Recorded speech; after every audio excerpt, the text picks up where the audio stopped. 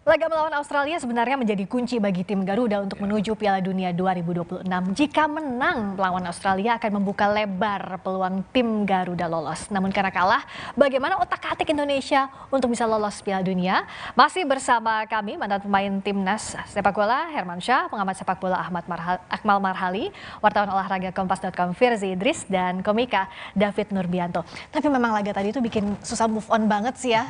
Iya nggak sih, moodnya pasti masih sedih sampai sekarang. Termasuk Mbak Rosi juga belum move on, makanya saya izin melintas ini. Makanya gue izin melintas di sini. Iya. Nah, tapi kan artinya sekarang klasemennya jadi makin berat ya nggak sih? Berarti terakhir Fir kita di posisi berapa sekarang? 4? Iya, tadi benar Jepang menang 2-0 lawan Bahrain. Kalau lihat ini memang Indonesia berada di peringkat 4 ya. Dengan Bahrain peringkat 5, kita punya agregat goal difference sama -7, tapi kita unggul di goal 4 ya. Mencetak gol kita 7, Bahrain sementara mencetak 5 gol. Nanti tiebreaker berikutnya setelah itu kalau emang masih sama, nanti pertemuan Indonesia sama Bahrain akan ada head to head. Jadi ini yang akan jadi menentukan, karena ya udah kita sekarang fight for 3-4, fight itu nggak akan menyerah. Dan tadi Romeni di mix zone juga saya udah baca laporan Nandi tadi bahwa para pemain akan gaspol untuk pertandingan melawan Bahrain dan membuktikan bahwa apa yang ditunjukkan di Sydney Football Stadium ini bukan tim mereka sebenarnya, apa yang terjadi, dan mereka akan menunjukkan yang versi lebih baik lagi di SUGBK nanti, tentunya di hadapan sekian 75.000 supporter Indonesia yang sangat-sangat luar biasa. Kalau dari Coach Herman lihat ya, bagaimana mengangkat mental ini kan susah ya, tanding pertama, harapan masyarakat tinggi, tapi kita harus ngejar PR yang jauh lebih susah lagi. Memang berat di bebannya, dari 5-1 kita kalah. Tapi harus bisa melupakan semua pertandingan melawan Australia kalah itu. Harus bisa move on lagi, bisa mengembalikan lagi kepercayaan diri, apalagi besok didukung oleh supporter Indonesia di GBK. Mudah-mudahan bisa melewati masa-masa dalam keadaan drop mereka ini. Dan besok lawan Bahrain mereka bisa mengangkat menang dan hasil yang bagus. Nah, kalau kita lihat nih ya, sisa laga pertandingan yang harus kita hadapi nanti lawan Bahrain, lalu lawan Tiongkok, lalu lawan Jepang. Fit berat banget ya, tapi seenggaknya di Bahrain nanti, nah apalagi kalau Bahrain kan kita ada cerita nih ya, bagaimana membalas membalas yang terjadi di Bahrain kemarin, Fit. Iya. Dia tapi kan itu kan ekspektasi supporter ya. Apakah itu nyampe juga ke pemain? Ini juga itu yang juga harus dikomunikasikan, balik lagi sama pelatih, bagaimana story kita dengan Bahrain kemarin. Kan gak semuanya skuad yang ini ikut lawan Bahrain di match pertama. Mungkin kalau diceritain itu bisa jadi motivasi. Ya kan? Kekesalan kan bisa jadi gas juga, bisa jadi mesin juga. Kalau komika kan kita stand up berdasarkan keresahan. Mungkin kalau pemain bola, kalau kita kasih keresahan, dia tuh menumbuhkan semangat yang lebih tinggi. Betul nggak? Betul, setuju dengan Pak Haji ya, Pak Ustadz. Karena saya mengalami dulu, tergantung siapa yang ngasih motivasi yang supaya pemain itu bisa mengeluarkan 200%. Saya pernah ngalami dulu ketika waktu itu almarhum Akub Jenderal dia bisa mengangkat memotivasi pemain sampai pemain pun sampai bentur sama tiang gawang pun mau. Tergantung itu yang bisa memotivasi, karena dalam situasi harus menang.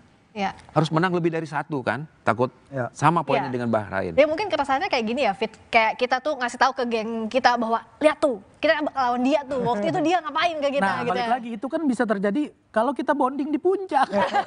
Makanya kuncinya kita harus ke puncak dulu. Ada yang ngompor-ngomporin tuh. Tapi yang menarik dari Bahrain adalah padahal dia harus ngelawan Jepang dulu, dia sudah mulai sewer buat Indonesia kan gitu kan. Minta FIFA untuk hadir, kemudian minta dikawal secara ketat, jangan sampai kemudian yang di dunia maya itu. Tapi penontonnya nggak ada yang mau datang ke GBK. Iya betul, karena mungkin takut, nggak biasa mereka dengan itu semua. Sampai pelatihnya Tajalik bilang kita tidak melawan Indonesia, kita melawan Belanda. Ini kan sewer yang dilakukan. Tapi saya melihat gini, secara head to head Indonesia dengan Bahrain itu imbang gitu kan. Kita menang 2 kali, 3 kali imbang, 3 kali kalah gitu kan.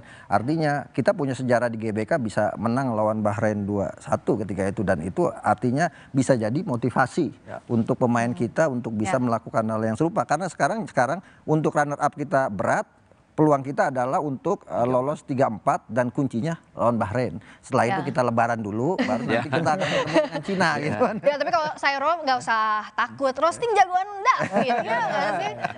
Kita bikin panas kupingnya. Tapi saya meneruskan dari perbincangan Mbak Akmal, kalau kita ketemu ras kuning berat, tapi kalau untuk Timur Tengah bisa atasi.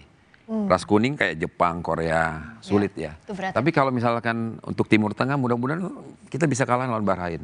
Ya bisa menang ya. Iya. Tapi jangan sampai kita udah mau selangkah gitu ditatap Piala Dunianya nggak jadi, karena kan Coach Herman pernah merasakan itu ya. Apa sih waktu itu tuh yang jadi faktor sehingga Indonesia selangkah lagi loh masuk Piala Dunia? Kita udah maksimal tuh ya, kita ketika di Stadion Olimpik itu babak pertama 0-0 sampai presidennya Korea Selatan Chu Do-wan itu yang botak itu dia nggak hadir tuh. Penonton mereka banyak itu. Babak pertama 0-0. Ada peluang waktu itu ada almarhum Jukain Lubis sama Mas Bambang Nur. Kalau itu peluang masuk mungkin lain cerita. Mereka supporternya takut kalah dengan Indonesia.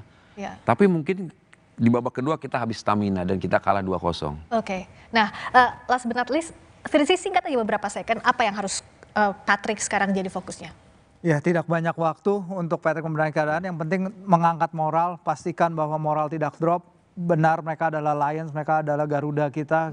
Kita akan, para supporter pasti akan memberikan dukungan maksimal. Kita akan menjadi pemain ke-12, kita akan memberikan segalanya juga untuk membantu jalan Garuda menuju Piala Dunia, merahkan GBK, dan kita beri dukungan luar biasa bagi Jesus dan kawan-kawan di pertandingan nanti. Nah, kita akan dukung Garuda, tentunya masih ada waktu untuk outing juga mungkin sebelum tanggal 25. Ya tentu terima kasih sekali lagi buat Wirzi, terima kasih Coach Herman, terima kasih David, terima kasih juga Bung Akmal, terima kasih telah menyaksikan Rossi. Kita jumpa lagi pada Kamis depan hanya di Kompas TV, independen terpercaya. Saya Friska Clarissa, selamat malam, sampai jumpa.